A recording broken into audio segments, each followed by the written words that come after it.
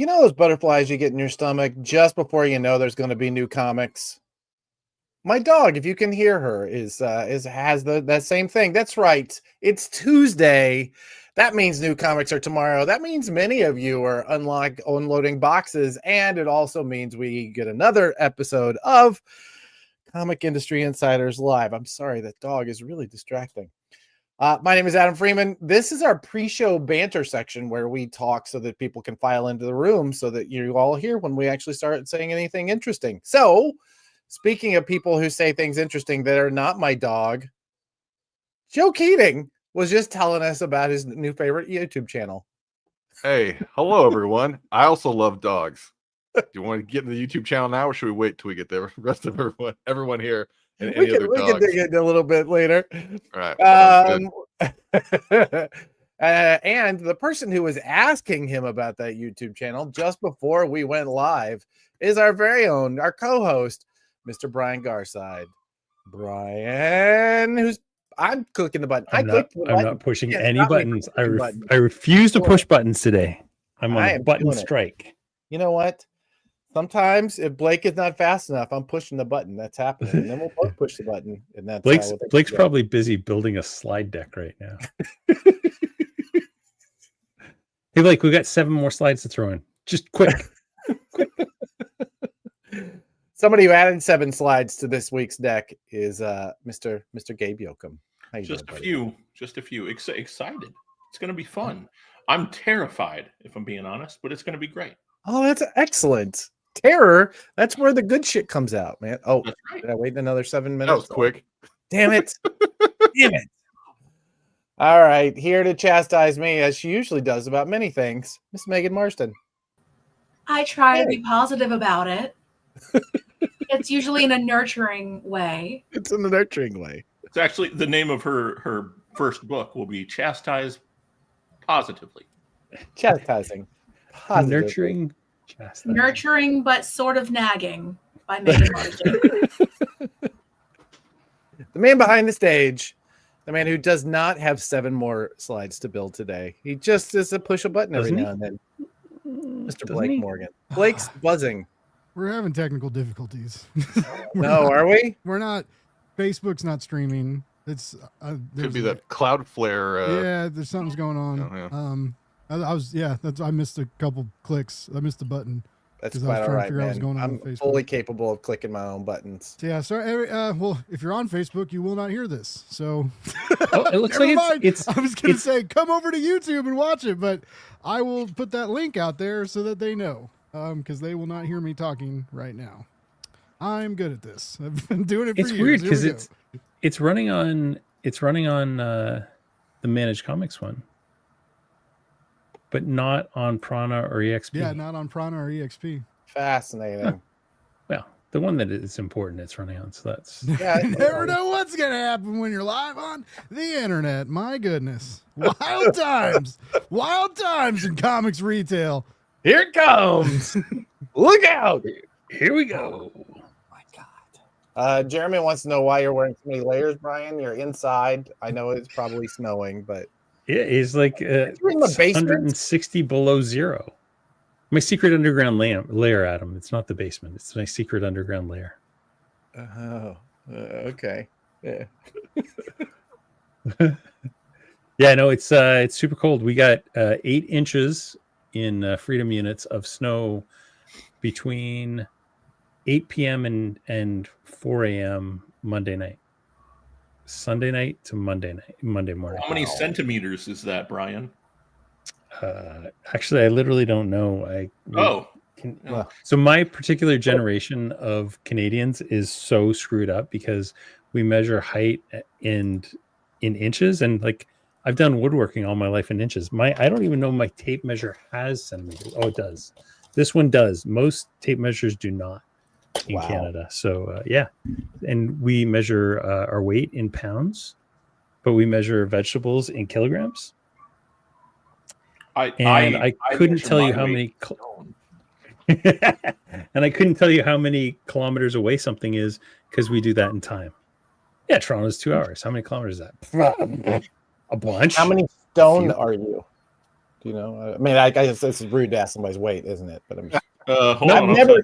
I have never walked in how much a stone is. I have zero idea how much it is. Can you hear this dog? I am 25 stone. Oh, congratulations. It just sounds so much better than the actual number. No one do the math. I thought we were supposed to be stoned at work. That's what. If you are, oh god, I'll go back on mute and tweeting on the internet. All right, bye. If you are just tuning in, which God bless you for it, this is one of our better, kind of pre-show banters, because we're now already fat shaming, we're moving into it. Yeah, that's right. I don't think Gabe's 500 pounds. I don't believe it. 500 pounds of twisted steel and sex appeal. Hey, can anybody see my my bandage on the side of my head? I don't think so today, right? No. I got hardwayed, Gabe. Steel chair to the head, hardway. You didn't even blade? Come on. No, hardway, man, hardway. Wow. Gotta get some wrestling talk in. Speaking of, let me just say for a moment, as we pivot over to Joe to talk about this YouTube channel, I've been working with Joe and you, Adam, for what, 3 months? Yeah, and I never put together that Joe wrote one of my favorite comics about wrestling.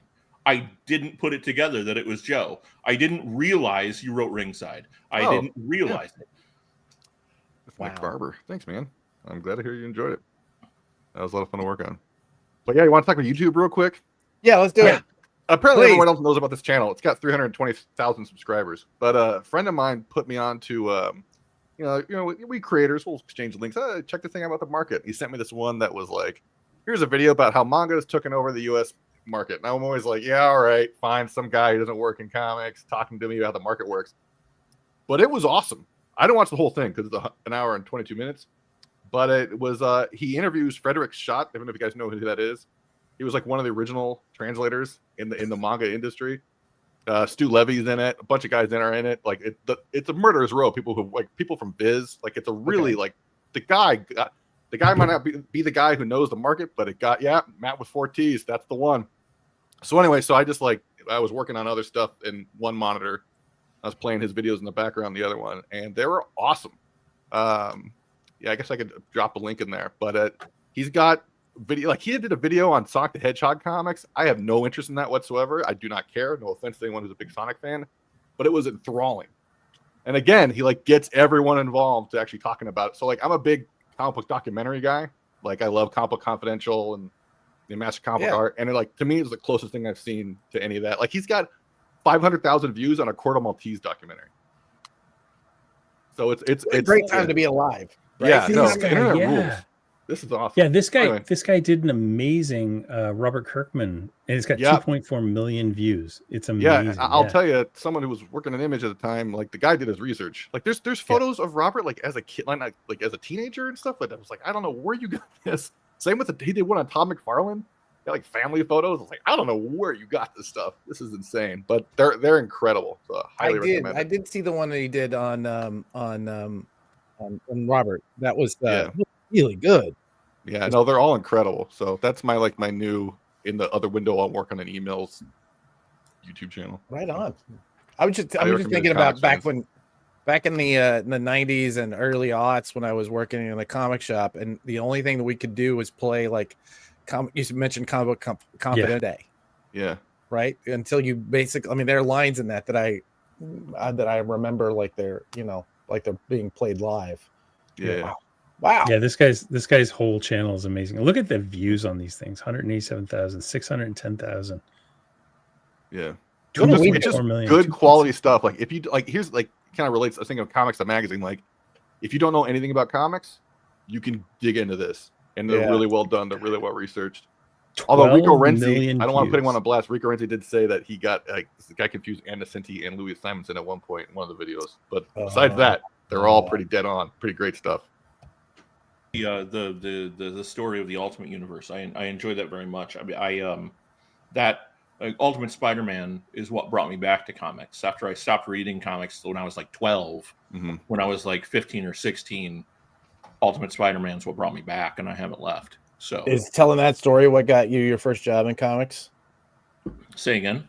Is telling that story to our old friend what got you your first gig? It's funny because I didn't know who I was interviewing with when I interviewed. Oh, right. And it was during the interview that I realized where I knew the name from, because he was in front of a bookshelf and he had like 7 or 8 copies of the OGN behind him of Ultimate Spider-Man #1. And as I was talking with him, I went, wait a second. Wait. Like, it was just, I was so out of it at that point that it didn't come together for me. And then of course, I'm sure stroking the ego helped. Gabe's first job working in comics was working with Bill Jemis.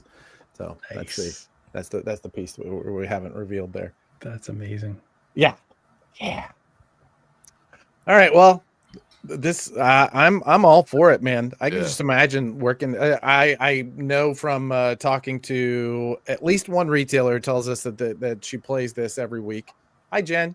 Whenever we go live, she plays it in the store. I could just imagine, it's just wonderful. You have all this programming now you can play in the store without having to go back to the same VHS tape over and over and over again. Yeah. Have you guys ever seen this documentary? It's called The History of Image Comics, So Much Damage. Oh my gosh, it's so good. It's like, I think it's 5 parts and it's on the Sci-Fi channel. You'll find them all there. It's great. And they interview everybody. Yeah, that one's great. And they also did one with McFarlane called like Hell I Won't. Like if you want to get charged up about like getting to work, you just put that in the background, man. That's the one. Yeah. Wow. So awesome. I had no idea this is where we were going. Yeah. It's pre-show banter, man. It's always a crapshoot. I have zero idea what we're going to talk about. It's just kind of awesome. There it is. Look at that. Like Hell I Won't. Full documentary. So good. 43 minutes long. Yeah. There you go. Make it happen, people. Not to buy all their Ninja Turtle figures right now. It's real hard. It's real hard because I don't have room for stuff, and then I love DC, but it's just like, it's cool they're doing this, but I don't need them. And now they're doing the Turtles, and I'm like, is Todd doing Turtle toys now? Yeah. McFarlane is really every license now. Look at that. Anyway, and they're the Mateus Santaluco Turtles, the old IDW, before the Jason Aaron reboot. Like, there's he's one of my favorite turtle artists, and they're modeled after. So it's just like, it's very hard not to buy these figures right now. I want to so bad. How, Todd? How do you have all of the lines? Like, the turtle van's coming. They do vehicles for everything now. So like they're gonna get everything. It's gonna be so Brian cool. Offline, I'll tell you how. But that's not that's not a streaming story. I got a good one though. Yeah. All right. We've looks like people filed to the room, and it turns out our special guest did arrive. So we're even better shape. I think that is, I guess it's time. Let's do it. All right. It's time. Here we go.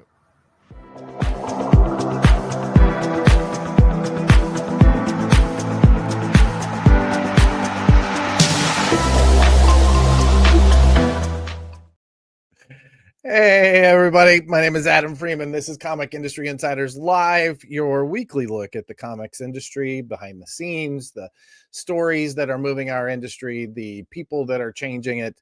And, those of us who work it every single day, we like to get together and chat about this stuff. And sometimes we have awkward conversations for 15 minutes where we talk about YouTube channels. This happens. But speaking of awkward conversations, let's have one with Brian Garside. Hey, buddy. Wait, that was awkward? Because I thought that was great. We're out there sharing knowledge, dropping videos for people to watch. Man.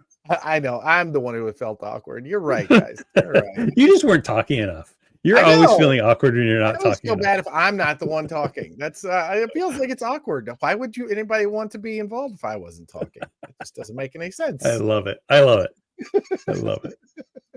How you doing this week? Good. Yeah, it's a good week so far. It's I got some really cool stuff that is almost ready to share, and I'm really, really excited about it. I see it from the rundown that we're actually going to be talking about things like an actual on the screen stuff. So maybe that's something. That's a good move. I don't know. I'm looking forward to it.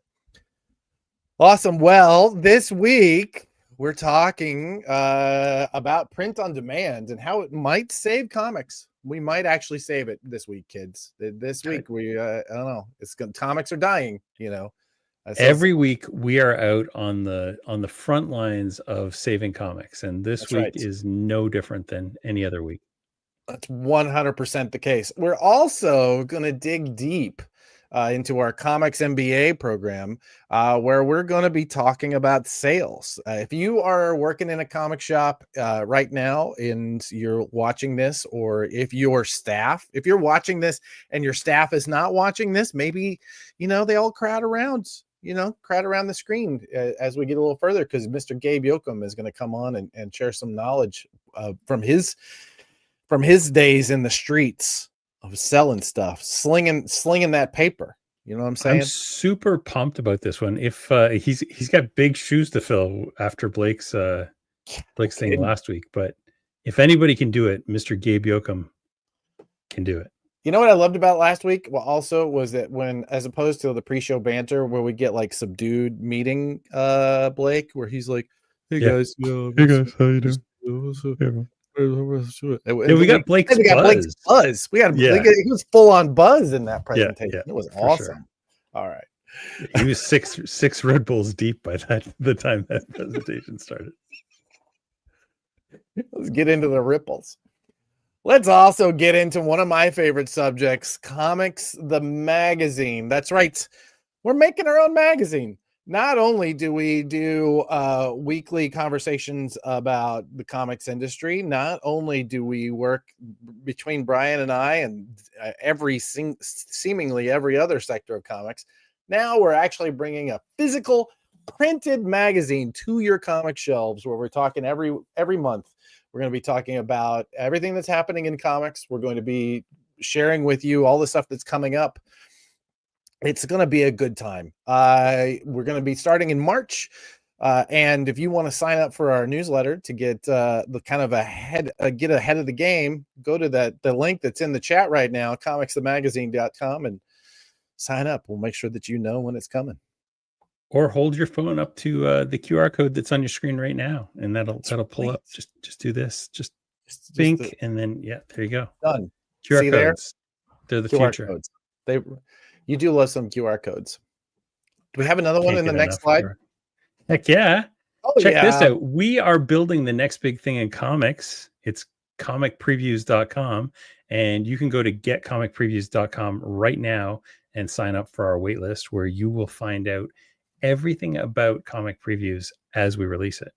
So you're going to be able to discover new comics, read previews, browse publishers, follow your favorite creators, and find your comic shop, as long as they're using Managed Comics or one of our affiliated partners.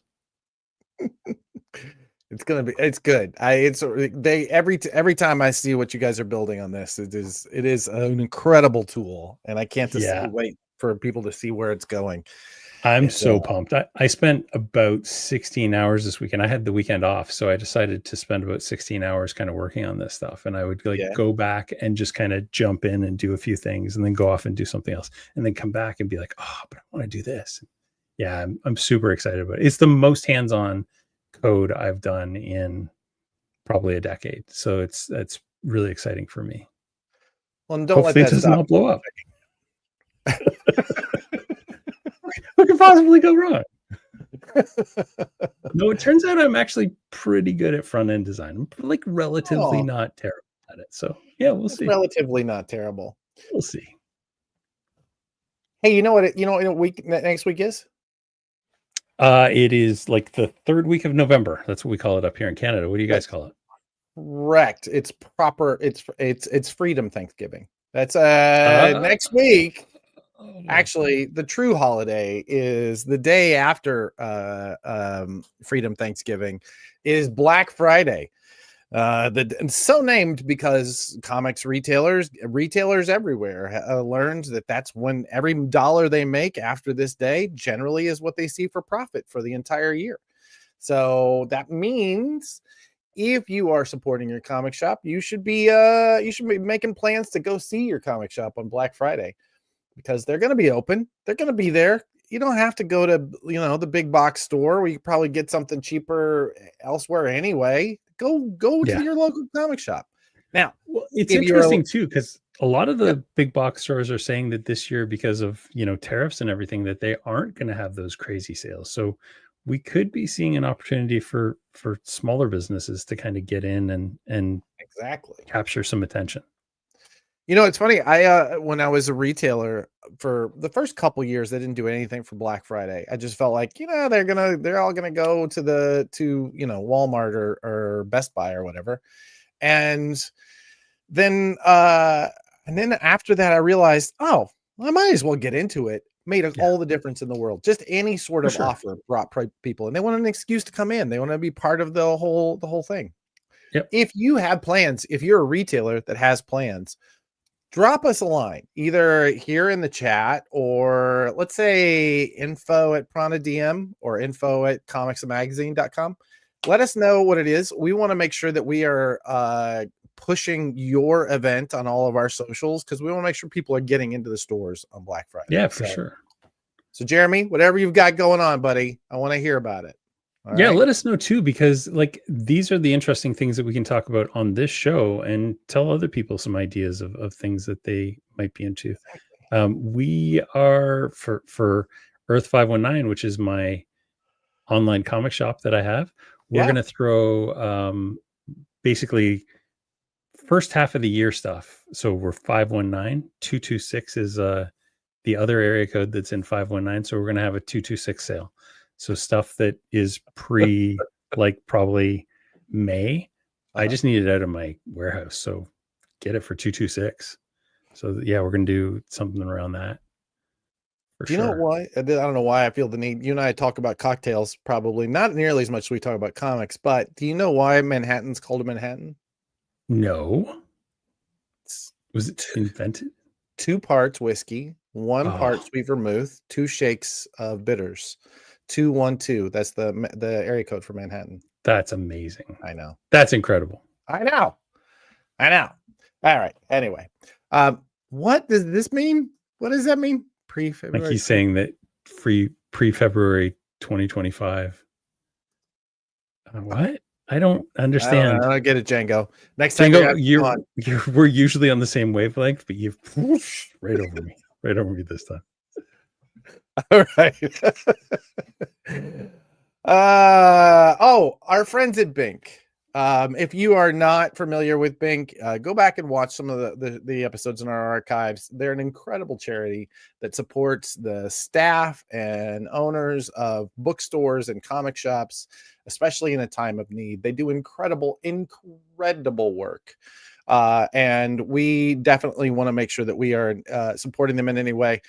They currently are doing a double my donation fund. So the dollars that you spend between now and the end of the year, they have another sponsor who is going to double your donation. So every dollar you put in actually is $3 that go to Bink. Thank you, Jeremy. If you are a retailer or a bookstore, either person working at a bookstore or owner, or especially working in a comic shop, and you need help this time of year, please reach out to Bink. And if you don't, then that means you're in a really good spot, and maybe you can send some money their way, because they are an incredible organization, and we want to support them every chance we get. So click on the QR code. The QR, you just hold up your phone. The QR code right there. Grab that phone. Right there. Tink. Right. Done. You're in. Okay, great. Tink. It's the sound it makes when you hit a QR. Thank you, Jeremy. Thank you for doing that. Awesome. All right. You want to dig in for this week? Yeah, let's do it. All right. It's always, these images are always so great. I really it feels like we need like a hard hitting headlines. Like we need theme music. Dun, dun, dun, dun, dun, dun. Right. Yeah. You know what we're going to do is next week, like an hour before the show, we're going to say, Blake, we need theme music. Yeah. And we're going to insist that it be done right then. For every segment, Blake, we need theme music. And also, if you could program us like just a little like soundboard so we can just hit things, that'd be great. Exactly. That'd be great.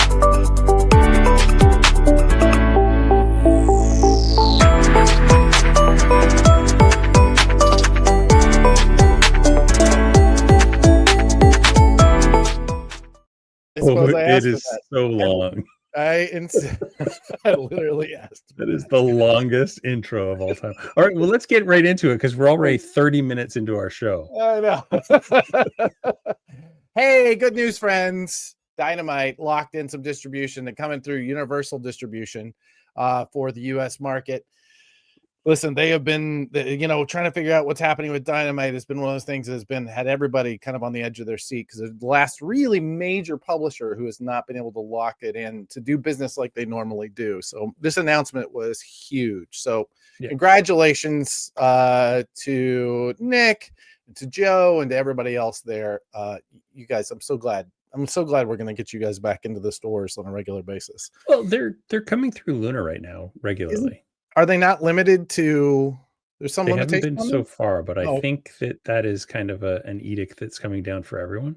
Because we've seen DC in particular really, really drop back on their variant covers. So yeah, I think that could be happening. But yeah, this is great news. And Universal has quietly gone and grabbed up a whole bunch of indies like Zenoscope, who was previously only being distributed by one other like super small distributor and locally, is now being distributed by Universal. There's quite a few that I've been surprised to see like just tick up and up and up. So yeah, Universal's really stepping up and doing some really great stuff.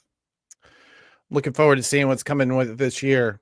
We may have a little announcement with our friends at Universal coming up too. So we'll talk about that. I just realized today we hadn't actually said anything in public, so we might do a little big whoop-de-doo about that. Dude, you haven't even said anything to me about this. What's going on? Don't worry your pretty little head about it. Yeah, I see how it works. Okay. Oh, hey, listen. This is some big stuff. Our friends at Warner Brothers, they need it is that time of year. Every couple of years they need a new buyer. It just has been this way my entire life. They've constantly needing a new buyer. So, it might be Netflix, it might be Comcast, but what did we learn today? The Saudi investment fund might be coming in hot. Our friends at the WB, our friends at DC might be working for the Saudi investment fund. I hate this phase of capitalism so much. It drives me insane. So here's the fast forward of what happens. Sure. Saudi investment fund buys Warner Brothers for $18.7 bajillion. And now Warner Brothers owes $18.7 bajillion. So that means that everything they do is going to be against that $18.7 bajillion. And that's how we lost Sears, Toys R Us, all the cool things, because investment firms buy them and then just wring them for every dollar of cash. I hate this. I hate it. I hate it. I hate it. Yeah, but anything that's powered by investment is always, it's like that. That's how business works. If you don't own it outright, you are constantly on the hunt for your next round of investment. Yeah, but it's terrible. It's still terrible. But yeah, I'm sure this one will end up really, really well. I look forward to our new corporate overlords. Can't wait. I just feel bad for everybody at DC every time these things happen, because that they've got like a 5-year plan, and then they just have to hold their breath and say, oh God, I hope this happens. Yeah. And I mean, we talked about DC, man, what an incredible crew, right, that they have right now that is doing a massive amount of work on a third of the staff that they used to have for this kind of thing. Yeah. Like that's incredible piece. All right. Crazy. Oh, yes. Thank God. The new buyers of comics, Diamond Comics Distribution, are going to get more time to figure out how to not pay the people that are waiting for them. Listen, I hate picking sides in this kind of thing, but I'm really starting to root against these dudes. They're just, well, not only do they have, they can't, the publishers I've talked to, they can't do anything with their businesses. They can't make any decisions. You know what? Everybody who had an exclusive with them still has an exclusive with them. That means all those exclusives where we've announced them, that like they could get sued. And they've sued against people for leaving their exclusives with Diamond, which is mind-bogglingly insane because they're not actually publishing anything. Like distributing anything, I should say. Like, I have a Diamond account, and so Diamond has not released catalog data for October or November. So we should be getting the December catalogs within the next week. We will be 3 months of no catalog data from Diamond. And there's nothing on initial orders. They've not done an initial order for 3 months. There's FOCs are like pop figures and like other crap, but it's never comics. It's so weird right now. It's so weird.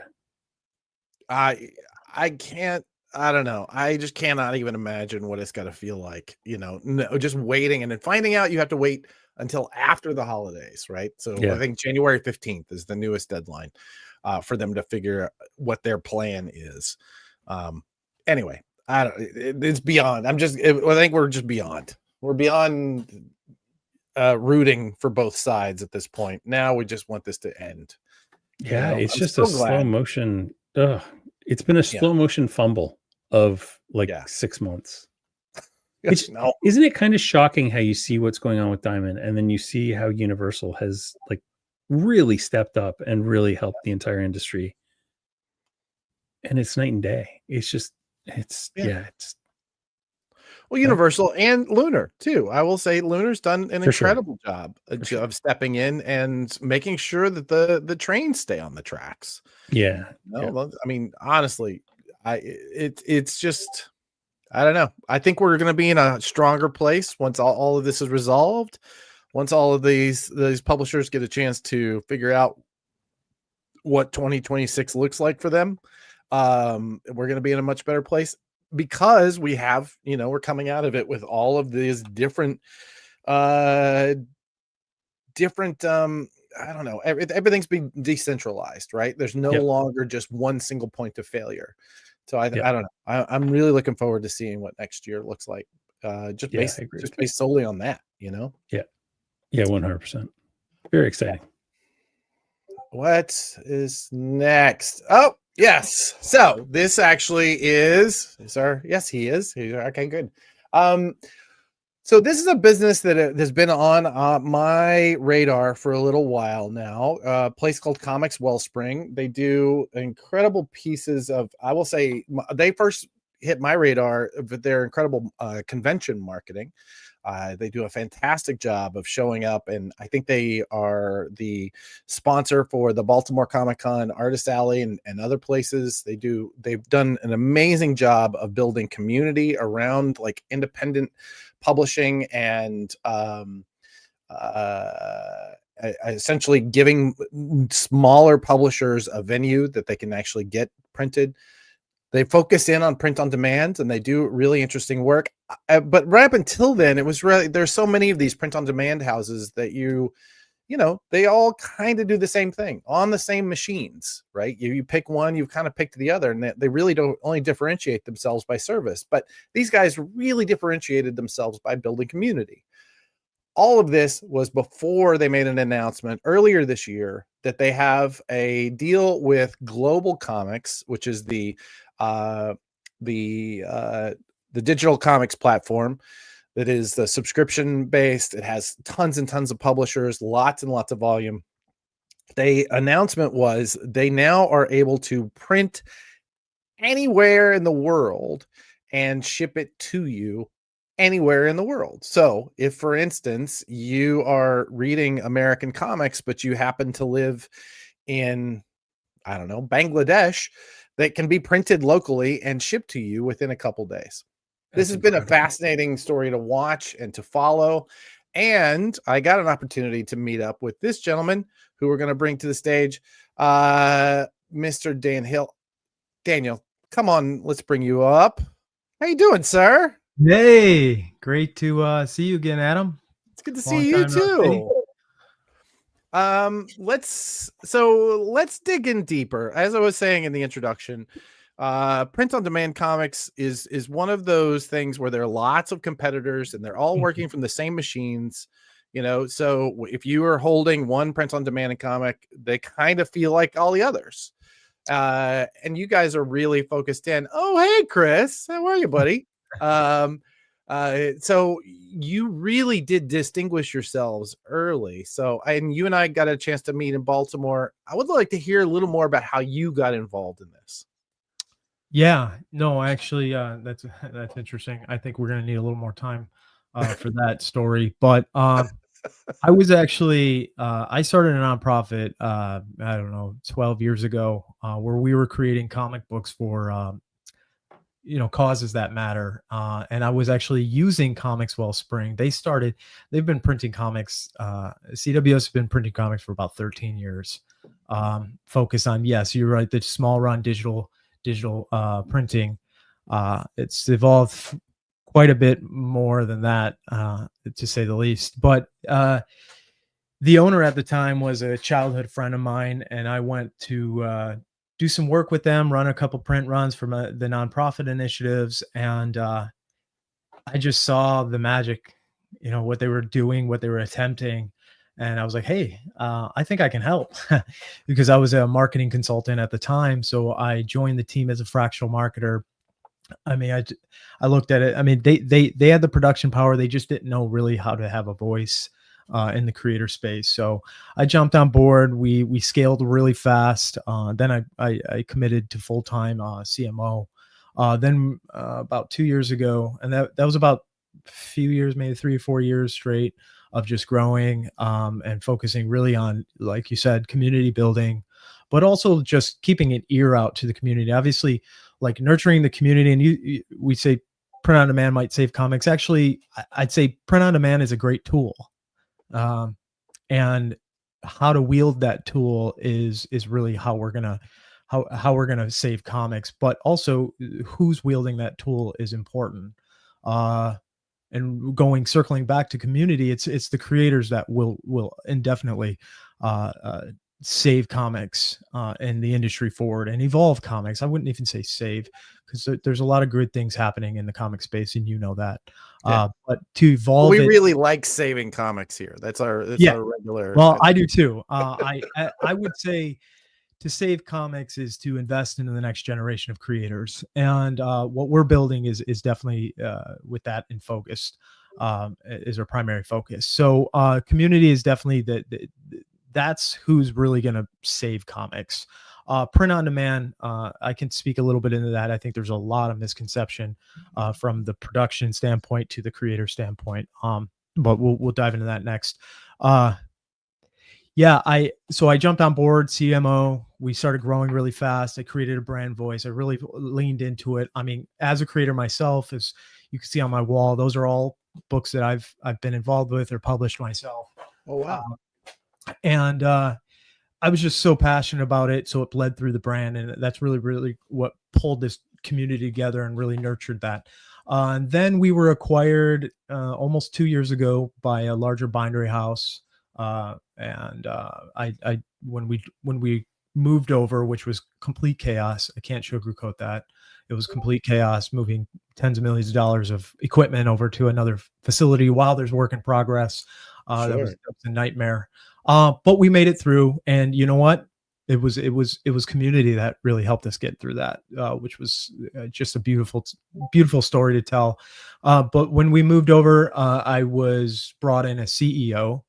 And really from there, it was just about how can we turn this into something that really yields more value to the individual creator. And about 2 years in the making, we were building a supply chain infrastructure, but also a lot of technology.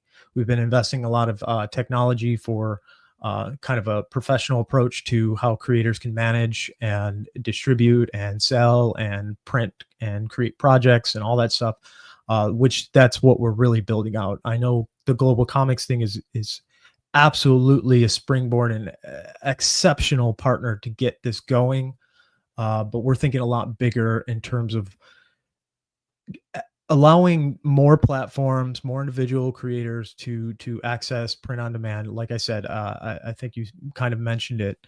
Print one book at a time, ship it anywhere around the world, deliver it anywhere around the world, maintain consistency in product output. These are the things we've hyper focused in studying on how to, in the end, the mission is how can we help creators succeed? How can we help them sell more? How can we help them access new markets? How can we make sure that there's the level of consistency in the product to a collector's standpoint, to really focus in on the craft and really create a system, a print-on-demand system for comic creators, and that's that. None of the other bull crap that you see, we print everything for everyone. They're not going to have the attention to detail. They're not going to, I mean, not to like bash on them. They have their place in this, Sure. but they're not, I mean, we're going into a new world, a new market, where people want to deal with specialists. People want a brand that knows and loves the things that they do, especially in our realm. They want to know that who's on the other side of that e-commerce or that printer is someone who loves comics just as much as the individual themselves. And that's really all that I've wanted to build my whole life. And I think that's where we're at right now. And the technology's here, the supply chains here. I mean, we've had incredible partners, HP being one of them, allowing us access to global infrastructure. But I personally developed the front end to our new system, which will, like I said, allow creators to excel, to create their own, professional dashboard where they can create print-on-demand products, book of ones, share the links, sell direct to any of the markets that we kind of access. We're on this hard charge to jump into new countries. 2026 is going to be a big year. I mean, we have UK, Australia, Germany, South America, Mexico, Canada, US, EU. There's just a lot of countries we're going to be tapping into as we move forward into the next year. That allows, like you said at the beginning, allows an individual creator to find their customer market, or their marketplace and their customer base in another country, allow them to basically print a book of one and get it shipped to them in that country, from the same machines, monitored by our standards, to that buyer in a few days. How does that? Can you explain how does that work? Because I mean, you're talking, especially when you talk about to your standards. Yeah, and we're talking about. I mean, I assume printers all over the world at this point. Yeah, so there's networks of print providers, but they're vetted, the qualified. So what we built in the last 2 years was, obviously we don't want to just, hey, you have a printer, you can print comics. No, there's definitely a standard quality control that we have obviously for 13 years been building and structuring and learning from. So we own the power in terms of like, well, printer A or printer B, you need to meet these standards. These are like the turnaround SLA times. These are like the quality outputs. This is quality control specs. And obviously the support of HP. I mean, everything on our print-on-demand, global print-on-demand products will be printed on an Indigo, an HP Indigo. So there will be that consistency. The beauty about those machines are we have the software from our end to monitor color output, time scales, turnaround times, all that stuff. So if a PSP is not doing the things that we set as global standard, then we'll know. So, and not to mention the creator will say something or the buyer will say something. So there's definitely going to be quality checks at scale. And that's really what's taken so long to kind of like focus in on and build. But that's consistency is important, especially if you're growing your IP and you want, the book in UK to look the same as the book in US and stuff. So those are the minutia details that, again, going back to we print everything for anyone, they're not going to follow that standard. They're not going to care about those things. And that's exactly what we need to care about for scale and increasing in every creator's IP around the world. So yeah, that's how it's done. Obviously that stuff takes time. So accessing new countries and like vetting PSPs and making sure there's the level of quality output, quality assurance. It's meticulous. PSP stands for Printing Service Provider or something like that. Correct. Okay. All right. Correct. No, yeah. There's a lot of nuances here, but again, you're not going to get this from a company that's focused on photographers, designers, cookbooks, and like, you're not going to get that kind of hyper focus. And that's exactly what we're going to do and what we're going to excel at. There's things that we need to overcome tactically for this industry to thrive, and that's, first off, battle tariffs, battle shipping, inconsistent quality output, excess lower quantities. I mean, the Book of One is that is where I think that's where this industry will excel a lot at. I mean, there's low risk, there's low entry point, price points. So there's a lot of things we resolve right off rip there. And there's a lot of, it'll have a lot of impact in distribution too. There's clearly going to be a place for shops.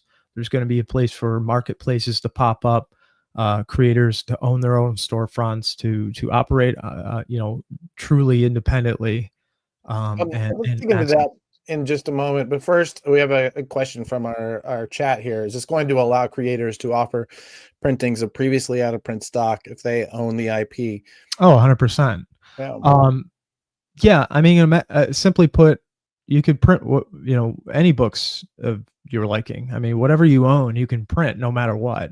And the dashboard we're creating will allow you to host all those projects, all your books, update files, all that stuff, and then just really get, like I said, it'll allow you to access their global supply chain. Obviously, the U.S. is very tight knit for us because we have our own operations here.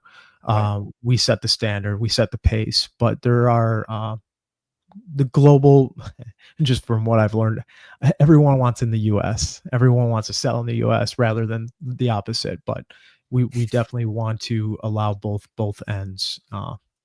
I can see how this would have big ramifications on some foreign licensing deals. I can see how this would really change up a lot of those plans in many ways. But yeah, something you mentioned earlier, I want to dig into a little more. How do you see much of our audience is comics retailers and people who work with comics retailers?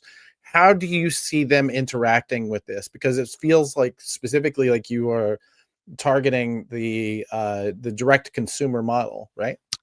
Yeah. I mean, definitely. I definitely think there's a huge space for retailers because, well, kind of mitigating some risks of like onboarding taking risk in indie creators. I mean, first off, anything done online collects data.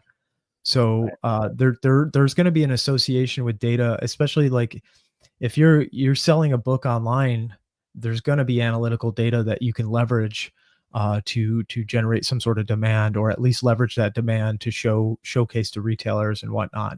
So, I think cataloging is going to be important. Having a centralized place for cataloging and direct to wholesale is definitely on the table for retailers. It's just really connecting all the dots and making sure that we understand where we play a role in distribution and some of those retail spots. I mean, we've had plenty of conversations with comic book shops and retailers and distributors. So we are trying to find a footing of where this plays in, what it disrupts and what it improves. Yeah, I mean, it's just really basically just allowing anyone to access any number of books, any quantity of books, and like I said, leverage some data from the point of sales. So I think there's a lot there to unpack, and I mean, I'll let everyone's creative imagination see how it all plugs in. Well, now that we know what the tools are, I think that Jeremy actually brings up a good question, because I could see retailers just already preemptively interacting with some of this to have inventory on shelves.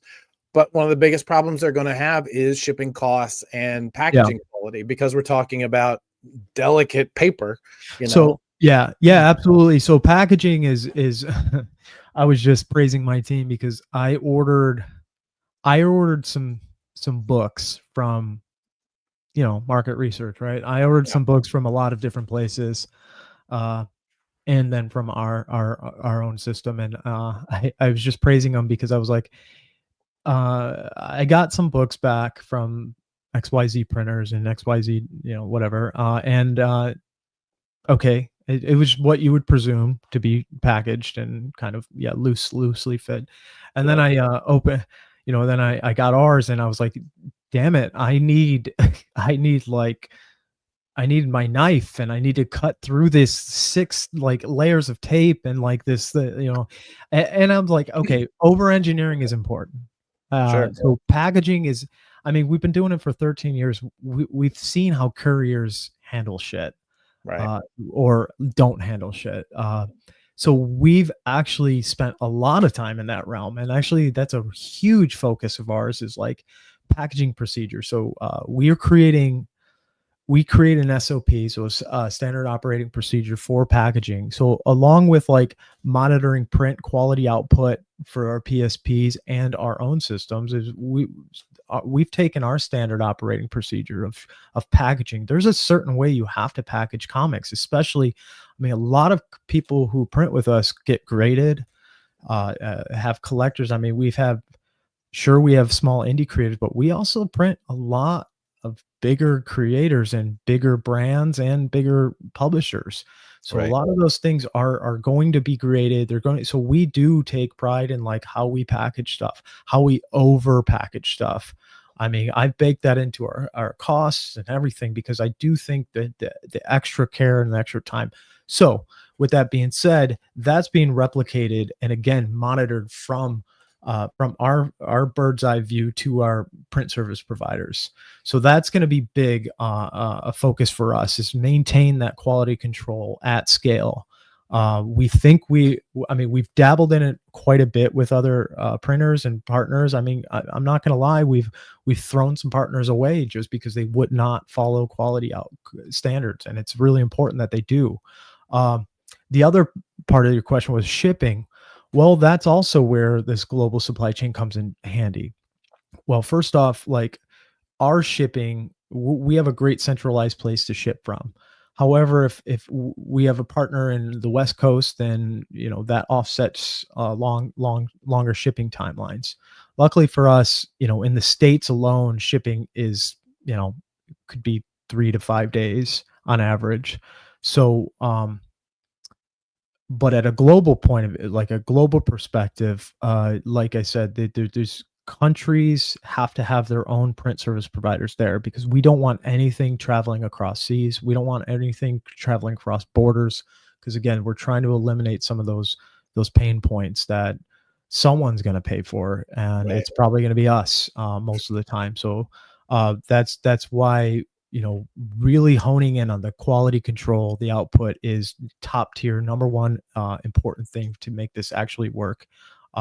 And we're doing it right now. I mean, we just printed stuff in Australia, we printed stuff in the UK, and we're seeing great results. So it's just really setting a great standard and having the passion behind the standard, having the care for the craft behind the standard and enforcing that at scale. And we've done that for 13 years. So we definitely have the chops for it. We know what to look out for. We know how to package things properly. We know what the problems are in shipping, and we definitely know how to solve those things. Yeah, if that answers your question. No, I think so. Format limitations, page count, binding, trim size, that sort of thing. What sort of limits are you putting on it? Can you? So what we're doing, one of one trade paperback. Yeah. So book of one. So and I guess I got to unveil some of these things. Obviously saddle stitch. It's just going to be kind of your traditional comics. We're going to have for the print on demand, the book of ones, we're aiming for about 7 of the most universally standardized sizes. Obviously there's still custom options. We're exploring on how we can really do the custom, like inch by inch kind of differentiations. But for the most part, we have, again, a decade of 8,000 creators that we've worked with, millions of books. We know what most people are printing, what sizes. So we've dialed in on like the main sizes, which will be availed through like our partners, but also our own site. And then as far as binding goes, yeah, I mean, we've been doing saddle stitch and perfect bound for over a decade. The good news is we're testing hardcover right now, and we're talking book of one hardcover. So we're going to be able to do hardcovers probably in Q1 of next year, book of one and higher. So there is no quantity minimum thresholds. There's just one and up. That's the goal. So limitations. There's not a lot. I would say there's some over time. Like right now, the limitations are just the expansion of like sizes. Page counts. Yeah, I mean, I think we just printed a 500-page graphic novel, so I don't think there's too many limitations on that. One other, a couple more questions, and then I'll let you get to it. I'm going to summarize this one from Roberto, basically saying, they oftentimes publishers, I work with several who print overseas in order to get the pricing down, and then they come slowly over on a ship, and then they have to go across the country to a distributor and so on. Yeah. How do you see the cost differential being addressed by this kind of system? Okay. Yeah, we'll obliterate that because first off, there's actual dollar costs, and then there's the added unforeseen perceived cost, time, effort, stress, all that stuff that the delays in shipping, all that stuff, that all costs money, right? If you're running your publishing house like a business, or even as an independent creator as a business, that all costs money. So we are accessing a lot more print capabilities through offset, digital offset, web even, to access some of those larger runs too. But little behind the scenes on just manufacturing. Volume makes the price go down. Why this is going to work so well, and why it has worked so well, is the more creators we work with, and not to be monopolized or to be greedy, but realistically to feed this value back to this industry, is the more volume we get through our system pushing to these, to our supply chain, to the PSP network, to our own in-house production, that's going to drive total price down in general. So when you you see it when you go place an order for a large run, obviously the price down, that's less setup, less production hassle, all that stuff. The same could be said at scale. So if we're increasing volume, first off, you're going to get price breaks for higher volumes. That's we've always done that, and it's actually going to get a lot more competitive and a lot better too as we start growing.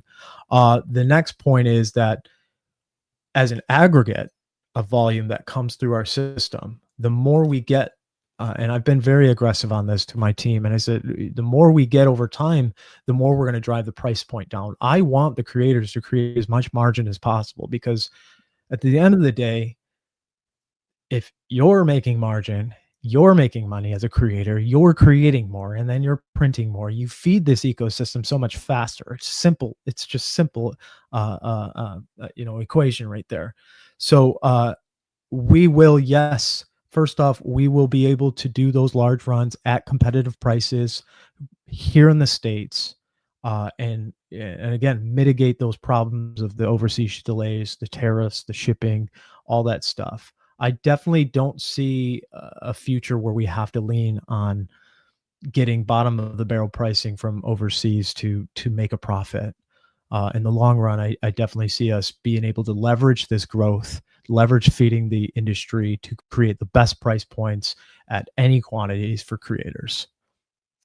Love that. All right. Well, now I will say the reason that this is not one of those YouTube channels that gets hundreds of thousands of views is because we spend so much time talking about data, which is something that me and Brian really are interested in. But I want to get into the question of the Comet standard and the metadata that comes out of your system.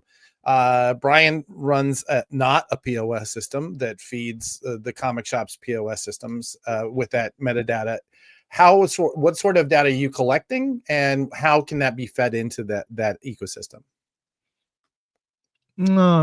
So the data we're collecting is primarily, right now, it's just your basic e-commerce data. I mean, who's printing, how many are they printing? I mean, it's all collected just like any other e-commerce. Right. The data that we collect as we keep going forward is and feedback to the creator individually will be analytical data that's fed back to them, but points of sale. So if creators are using our dashboard and they're plugged in, let's say they're integrated with Global Comics, with web, well, I won't name drop anymore yet. I guess we haven't officially launched all those. But if they're XYZ platform over there, and maybe there's a direct Shopify store that they have integrated with our dashboard, all that data is when they press that button to print, it's still good. That information to that order is still going to siphon through our system. We're not really using it for our own advantage, rather than creating a module for the creator to have consolidated analytics of where sales are being, attrition is, and like where sales are being held. So there will be data leveraged to just feed the creator on what platforms and where the points of sales are happening. Where retailers play into that, I don't know yet. I mean, I think there's a lot of opportunity there that, again, the creator can leverage the data they're collecting to approach more retailers, to approach more distributors on XYZ. So I don't know if that answered your question, but no, it does. I think it does. But I think that the answer I'm getting is you're not there yet. And can I recommend that you work with this man who's also on the screen, and you guys come up with a way for you to be collecting that data for sure from these creators, so it can be fed into these systems, so that the retailers could be, they what could kind be of data? What kind of data specifically are you like after? So yeah, we collect about 200 different, 128 different metadata elements, which include, issue number, title, creator name, all that stuff. And then there's all that solicitation data and all that stuff. Yeah. When a creator places an order, we get all that information. I think what we want to help them with is get point of sale data. So we get what's being created, printed, all that jazz, obviously through an e-commerce. When you fill out a form to place an order, that's all being collected through our systems. But I think the next point is, yes, let's also provide point of sale data. And I think that's where creators can do the best marketing and the best focus on accelerating their. For sure. It's even bigger than that, because this actually gets things into their websites as well, so that people can pre-order and, backlist order ultimately. Yeah, so, absolutely. Was it? I think it was earlier this month. Was it last month? You announced that you hired in our buddy Chris Poirier. I don't. Chris, how do you say his last name? I can't. I realize I don't usually say it out loud. Anyway, obviously comes with a deep background of direct market retail. He's definitely going to be your go-to guy in helping you guys figure this part out. So definitely hope. Poirier. Okay, well, there you go. Yeah. Whatever. French. Awesome. Daniel, thank you for coming on. I really appreciate this. I think it's fascinating to see what you guys are building, and the mind reels at what you could be building going forward, the way this integrates into everything, Yeah, it's got big implications, and there'll be a lot more to talk about as we progress. Early next year, there'll be a lot of announcements, a lot of action, and big things happening. So stay tuned, subscribe, join our community, print with us. I think we even have a little CTA. Make sure that you pull out that phone and maybe use the QR code. Let's go. Awesome. Thank you, Daniel. Cool. Really appreciate you just dropping by today. Thanks, everyone. And Chris, thank you. Chris P. You have a good one, buddy. All right. We are now jumping straight into our Comics MBA segment for this show. And yes, we're going to be running a little late. Those of you who are used to us doing a tight 60, I apologize. It's too much to talk about these days. Too much. Too much. That's very cool, though, by the way. The idea that they can just like ship anywhere in the world. I know. It's amazing. I know. All right. Our guest this week. You know him from our pre-show banter. I know him from being the guy who has always got probably an inappropriate joke. Gabe comes to us with a deep background in sales. He has worked in publishing. He has worked on the floor. He has worked in conventions. He now sells pro wrestling tees, as well as advertising for Comics the Magazine and our other partners. If you're watching the XP and you want to advertise on the XP, you should definitely be talking to Dave. He has some sort of story about driving Hacksaw Jim Duggan on a golf cart. We're running really late, so I hope he doesn't tell that. Let's bring to the stage Mr. Gabe Yoakum. It's me. Hi, everybody. I'm a sales guy, not a designer, so I'm apologizing for the deck before we even get into it. Oh, your deck's and fine. No it's QR lovely. codes either. So, well, you know, if you need a deck built, my recommendation is you build a script and then you give it to Blake and tell him he's only got 30 minutes. That's usually when he does his best work. Oh, for the next one of these, that's exactly. Got it. 10 minutes before the show, preferably. We're gonna hand this over to you, Gabe, and I'm gonna use this opportunity to go run to the bathroom. You ready? Yeah, what I'm saying is not important to you. It's fine. I'll be listening, Gabe. I'm not going to move. I will tell the hacksaw story sometime, but just not today. Hey, everybody, I'm Gabe. You can go to the next one. I've sold a lot of things. Barcoding equipment, memberships to ethically questionable buying clubs. Another story for another day.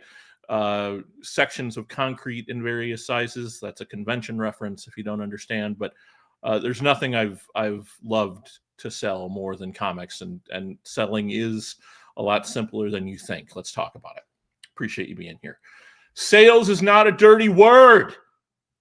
Look, you like sales.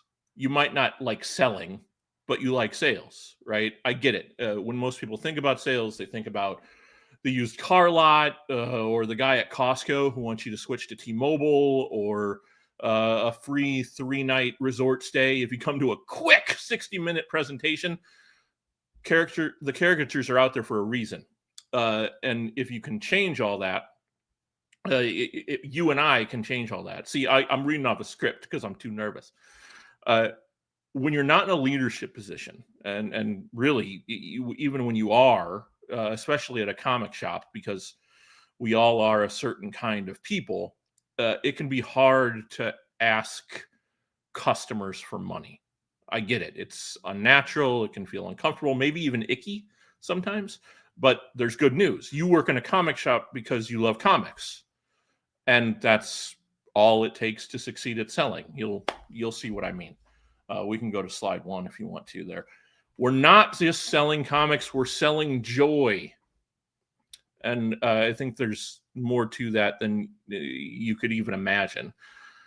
No one walks into a comic shop because they desperately want brightly colored drawings on paper stapled together, right?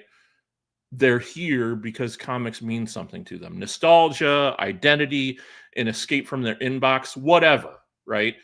Value-based selling is about tapping into that. We're not trying to beat Amazon at logistics, right? They've got drones. We've got Caden and Bryce who still don't know the Wi-Fi password. But we can beat Amazon where it matters. Experience, joy, human connection. Every conversation is a chance to give someone a great moment. And moments are worth more than discounts. So what is value-based selling? It's pretty simple. It's selling based on what the comic means to the customer, not the price on the sticker. One of the hardest things in the world, like not just in sales, but like anything in the whole wide world, is not selling out of your own pocket. What that means is you avoid talking about that Avengers hardcover omnibus that runs $300 because you can't afford that book, right? It's completely natural. All of us are not selfish, but self-centered. We come from a place of our own, and bust through that is what selling out of your own pocket means. You gotta get past that. In our world, value can be a memory of reading X-Men as a kid, or needing the next issue before Twitter spoils it, or wanting something cool to display that tells guests, yes, I am sophisticated. I read Saga. When you sell on value, you're not a cashier, you're a curator, right? You're the Netflix algorithm, but with better hair in some cases. Sorry, Adam. The power of the right questions, right?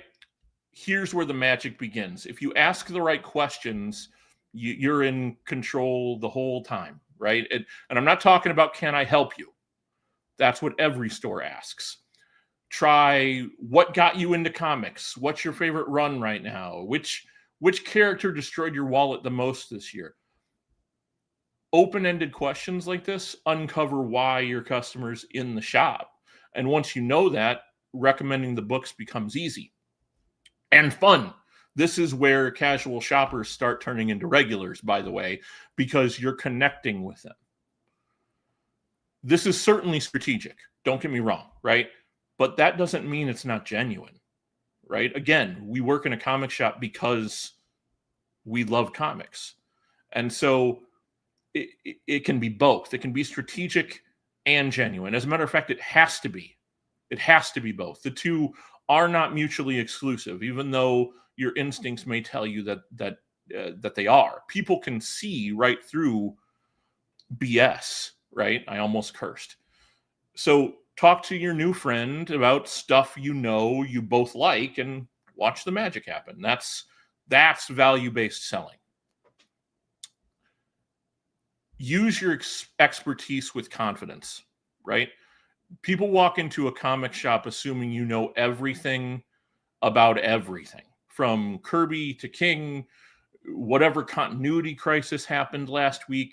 So don't shy away from being the expert.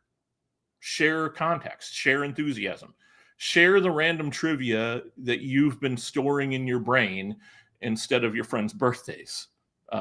That's why you work or own a comic shop. Work at or own a comic shop. No one does this because it makes them rich, right? Expertise isn't bragging, it's customer service. And yes, if you can pull a hidden gem from behind the counter like it's Excalibur, that's bonus points. People are in your store to feel good about what they love. And you are in the unique position to help them with all that. All of this has the pile-on effect of growing community. That's what you want in your store, right? Is people to want to come in because they enjoy themselves while they're there. And people that are happy, they spend money. The power of suggestion. This is where you get to be sneaky, but in a good way, right? Suggest stuff casually, naturally. Don't wait for someone to ask, hey, what's good? They might not and probably don't know how to ask. Be proactive. Recommend runs. Highlight creators. Be the hype man that comics deserves, right? Joe Keating, our editor-in-chief at Comics the Magazine, talks about being proud of loving comics. Be proud of loving comics. That's why you own a shop full of comic books, or you work in one full of comic books, because you love them. You don't do it for any other reason. You know, if you're grabbing that, the variant cover is gorgeous this week. The spin-off on this one fills in a ton of backstory. You'll love it. If you like Heartbreak, here, read this. Your voice and your passion define their experience. You have the power. Think of yourself as a very friendly, non-threatening dungeon master guiding them to treasures. And no one forgets a great guide. You're not pushing. You're being a helpful nerd Sherpa. Suggestion should feel like insider knowledge, not an upsell, right? It can be casual and informative and fun and have the effect you want it to have all at the same time. It's all about sharing your passion because, again, it's about being genuine. This is the tough one. Asking for the sale, right? Conversations can die very quickly if you forget to do the hard part, right? And again, it's going to feel unnatural at first, and that's where practice makes perfect. But no one asks for the actual sale. That's where a lot of this stuff just withers on the vine. So keep it light and confident. Simple things like, want me to set that aside for you? Or You want to add that to your pull list? Do you want the next issue too? It gets spicy, just stuff that feels good, right? When you ask, it's not you being pushy. You're showing them that you believe in what you recommended. And honestly, that confidence that you would show, it's contagious. People want that. Whether you believe it or not in the moment, whether it feels comfortable or not, they do. They want to feel confident that they're purchasing something for a reason, and you give them that reason.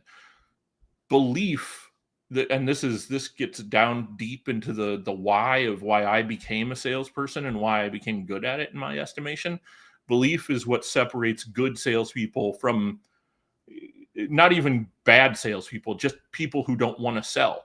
Belief in yourself, belief in the product, belief in your store. We're all here because we believe in the power of comics. Karma too, I guess. But harnessing that belief becomes the most important weapon in your arsenal. Next slide is building loyalty through value. Value-based selling isn't a one-and-done trick. It builds loyalty, real loyalty. Remember their favorite writer, and you probably will because you had a conversation about it that meant something to you. Their favorite character, the series that emotionally destroyed them last year. That stuff matters. These aren't tips and tricks and strategies as much as they are a reminder to be a human being with other human beings, right? Again, it has to be both. It has to sell books and it has to be genuine. So when you remember people, they feel like they're part of something. And comic shops thrive when they're more than stores, when they're community spaces that remember who you are and what you love. And then, I get it. It's not always going to be, okay, yeah, I'll buy this right now. You're thinking, what if they complain about price? And you're right. Not everyone is going to buy from you. But there are real ways to combat that. And some of it can be tongue-in-cheek. You can have fun with this stuff. I used to hate getting objections in everything I ever sold. And I feel very differently about it now. That's another lesson we'll talk about in the future, I'm sure. But let's take one example I'm sure you've all gotten. I can get this cheaper online, man. And they're right. They can. So don't fight the price. Pivot to the experience, right? Totally get it. Here, you get to see it in person. You don't have to wait. You can talk about it. You can be part of the community here, and we all love it. And you're doing me a favor by giving me an extra 35 cents, and I'll remember you the next time you come in. You can't out-discount the internet, right? But you can. No, you do. You do outvalue it, right? And that's where we win. Most people even appreciate some lighthearted banter. If you want to throw in and, oh, yeah, use me to browse and then go give your money to Bezos. Nice move. If that's your personality, they're going to appreciate it because you're being genuine. Though, be careful. Your mileage may vary there. At the end of the day, our job is simple. Help people find the stories that help them feel like themselves. A comic shop is a community hub. You all know that. It's a place where fans debate and celebrate, bond, occasionally argue about the correct reading order, about anything involving the X-Men. Value-based selling keeps the community strong because customers come back to places where they feel known and welcomed. Doesn't take a certain personality to be a good salesperson, to harp on this. That's the big lie. Everybody thinks, oh, you got to be gregarious, and you have to be outgoing. It's not true. All it takes is being a genuine human being. That's all people want. If you're genuine, you can be a good salesperson. If you are who you are in every interaction, you will build relationships. People will like you. People will trust you. And when you build like and trust, you have it all. Ask, listen, guide, suggest, close, belong. That's my 10 minutes. I think I went a little longer, didn't I? But, there you go. That's the thing. Selling. Yay! Yay! You did great. That's awesome. You know what? I loved you talking about objections being the thing that you love now. It truly has become, I think that is just from a mature sales standpoint, it is the thing that I have learned to embrace completely. It is where the real work gets done. It's, hearing that feedback of why you might say no is the thing that's going to inform how I sell it next time. So paying attention to that makes all the difference in the world. It really does. And also being okay that no is an answer and a complete, like, you don't have to fight with somebody. And there's so many times that I say, listen, what I sell might not be for you. And that's okay. It's not for everyone. And you know what? This is not a finite resource. There are plenty of them. I can sell them to another person. So it's the objection thing is so important, because what it allows is, yes, you get to practice, but beyond that is you get to find out each there are archetypes, right? And when people walk in, we're all students of human behavior. A lot of us can look at any given customer who walks through the door, and with a certain level of accuracy go, I bet that guy is going for that shelf or that shelf, or that girl wants that over there. And pulling upon those past experiences and knowing exactly how to start the conversation, that's huge. And it's fun when you start getting good at it and you start iterating and figuring that stuff out. It becomes really, really fun. It really does. Yeah. And it becomes about finding the right thing for each person you're dealing with, right? That personal connection. I absolutely love that. And part of why I enjoy working with you so much is that we come from the same place. But let's find the thing that works. Let's find the thing that works for you, for what is important to you. So thank you, Gabe. Thanks for bringing that, awesome. Man. Yeah, for sure. Especially going into this holiday sales season, it's good to be reminded that sales is not a dirty word. It's just a conversation. It's That's why we're here, man.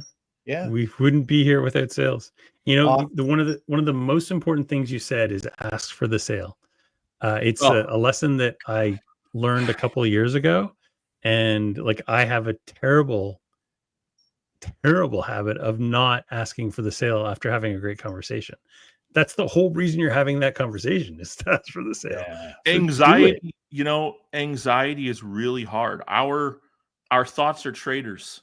They really are. And when you get that pit in your stomach that you're going, oh God, I'm not going to do it. To heck with it. It's going to be fine. Push through. Yeah. It's simple. Let me put this aside for you. And then the relief.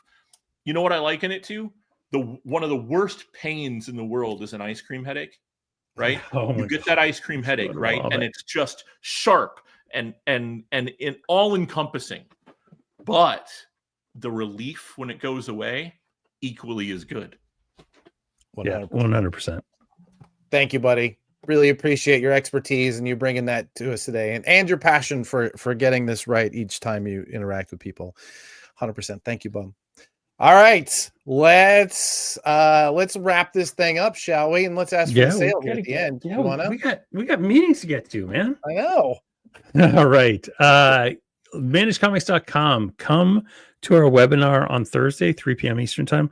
We are having them every week. Even if I forget to post it until Tuesday, we will have a webinar every single week.